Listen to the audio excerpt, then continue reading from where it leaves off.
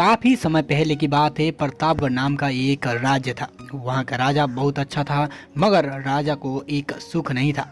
वहाँ था कि उसके कोई भी संतान नहीं थे और वहाँ चाहता था कि अब वहाँ राज्य के अंदर किसी योग्य बच्चे को गोद ले, ताकि वहाँ उसका उत्तराधिकारी बना सके और आगे की बागडोर को सुचारू रूप से चला सके। और इसी को देखते हुए राजा ने राज्य में घोषणा कर दी कि सभी बच्चे राजमहल में एकत्रित हो जाएं। ऐसा ही हुआ। राजा ने सभी बच्चों को पौधे लगाने के लिए भिन्न भिन्न प्रकार के बीज दिए और कहा कि अब हम 6 महीने बाद मिलेंगे और देखेंगे कि किसका पौधा सबसे अच्छा होगा। महीना बीत जाने के बाद भी एक बच्चा ऐसा था जिसके गमले में वह बीज अभी तक नहीं फूटा था, लेकिन वह रोज उसकी देखभाल करता था और रोज पौधे को पानी देता था। देखते ही देखते 3 महीने बीत गए। बच्चा बहुत परेशान हो गया, छटपटाने लगा। तभी उसकी माँ ने कहा कि बेटा धैर्य रखो, कुछ बीजों को फलने में ज़्यादा वक्त लगता है। और वहाँ पौधों को सींचता रहा। 6 महीने हो गए। राजा के पास जाने का समय आ चुका था, लेकिन वहाँ डरा हुआ था कि सभी बच्चों को गमले में तो पौधे होंगे और उसका गमला खाली होगा। लेकिन वहाँ बच्चा ईमानदार था और सारे बच्चे राजमहल में आ चुके थे।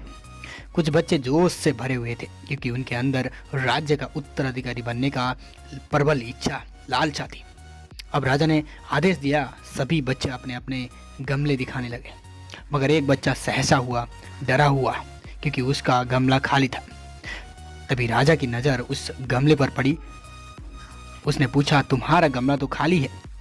तो उसने कहा, लेकिन मैंने इस गमले की 6 महीने तक देखभाल की है। राजा उसकी ईमानदारी से खुश था और उसका गमला खाली है फिर भी वहाँ हिम्मत करके यहाँ आ गया।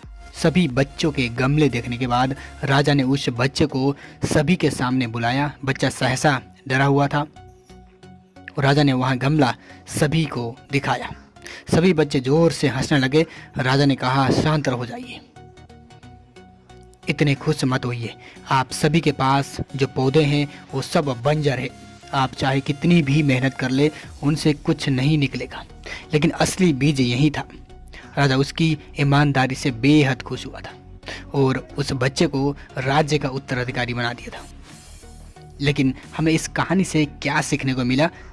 मेरे हिसाब से अपने अंदर ईमानदारी का होना बहुत ज़रूरी है।